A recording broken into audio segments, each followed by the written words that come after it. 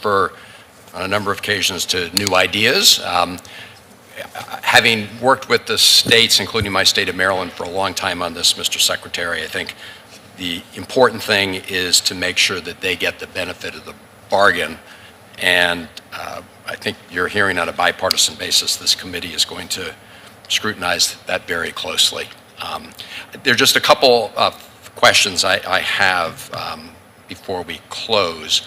One is just to follow up on one of your responses with respect to the Epstein files, specifically the visit you and your family took to Epstein's private island in 2012, and I think you also said you went on his yacht. Is that right? Or boat? No. No. Okay. I didn't say that. At that time, I think you mentioned that you were accompanied by your wife and kids and nannies.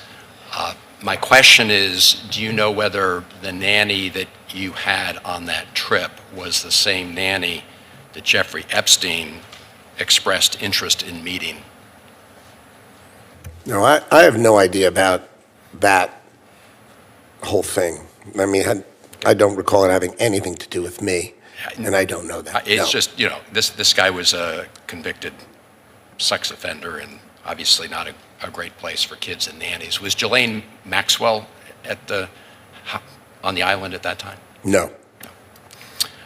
So turning now to the issues of the high-speed internet and broadband, let me just say I appreciated your very emphatic response to Senator Shaheen about Starlink, SpaceX, or any other entity not being able to change the terms of the deal after the fact. I thought that was a really clear and defined statement. So I do want to ask you about another rider. You described that as a rider that seems to have, been referenced, at least in the president's executive order, with respect to AI. The order directs you, the Secretary of Commerce, to study whether the department can withhold federal rural broadband funding from states with unfavorable AI laws. Mr. Secretary, that would be a rider. Is there any place in the law that you've seen that could be a condition of providing the funds that we're talking about here today? I'm not sufficiently familiar to answer, unfortunately. Okay. Well, I appreciate if you can get back to us, because you properly described what Starlink's trying to do as a rider after the fact. This would be a clear rider after the fact, and there's just no justification or legal grounds for applying this conditions when the condition did not exist in the underlying law. Let me ask you about the GAO. The GAO has informed the committee that Department of Commerce is declining to answer questions regarding certain investigations and audits. As you know, GAO is sort of empowered by the Congress as a congressional watchdog to look into fraud, waste, and abuse. They have very broad jurisdiction. I'm just asking, Mr. Secretary, can you commit that your department will comply and work with GAO and cooperate with GAO in their work? My understanding is driven by our general counsel, who's instructed us how to respond, and we will respond according to whatever the rules are as informed by my general counsel. Okay, well, I hope, Mr. Chairman, that we have a shared interest in making sure that GAO can conduct a proper oversight of the department. It comes with every administration, and so it seems to me that's something that the department should comply with. Let me just briefly follow up on questions from Senator Coons and Senator Reed regarding the export of very high-end U.S. technologies, high-end chips, which of course are important to power AI. And I was very concerned.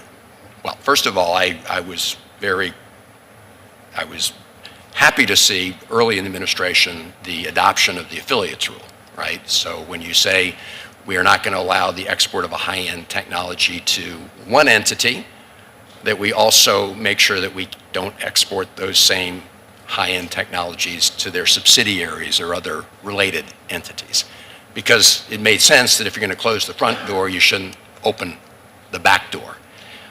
For the life of me, Mr. Secretary, I can't understand why that was repealed. Could you take a moment and let me know why and whether you plan to reinstate the affiliates rule? The complex relationship between the United States and China is in the hands of the President of the United States and Secretary of State, and they help us and instruct us, and we follow their lead. So it's interesting, Mr. Secretary, we had our trade ambassador here, and I asked him questions about this, and he said to ask you. Now you're telling me I should ask Secretary Rubio or the President. You are in charge ultimately of, well, the President, of course, is ultimately in charge, but the export controls policies of this administration, frankly, have been very confusing when it comes to chips. I mean, we all know about the episode that the President went to the UAE after his sons traveled there and the deal that went down. But I am focused now on China. So you're asking me to go ask the Secretary of State about why the affiliates rule was dropped.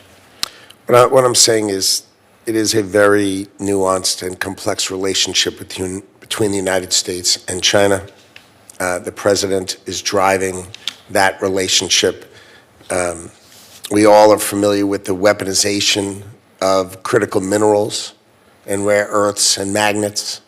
And so the resolution of those topics is really with the President of the United States and the Secretary of State as they work through the nuance of the broad relationship between China and the United States. And that's what I'm saying. It's not a particular topic. It's a broad, very nuanced topic that rests in the hands of the President of the United States. And I think he has done it. He has handled that situation, I think, brilliantly. Well, we'll have to disagree on that. I see the chairman has his finger on the button. I'm going to submit some questions regarding the issue of the Trump administration's decision to take a stake in the rare earth sector. I think it was U.S. rare earth, and I will be following up for the record on that, Mr. Secretary. Thank you, Mr. Chairman. Senator Murkowski. Thank you, Mr. Chairman, and welcome to the committee, Mr. Secretary. Good to see you. I want to talk about the pending BEAD final proposal.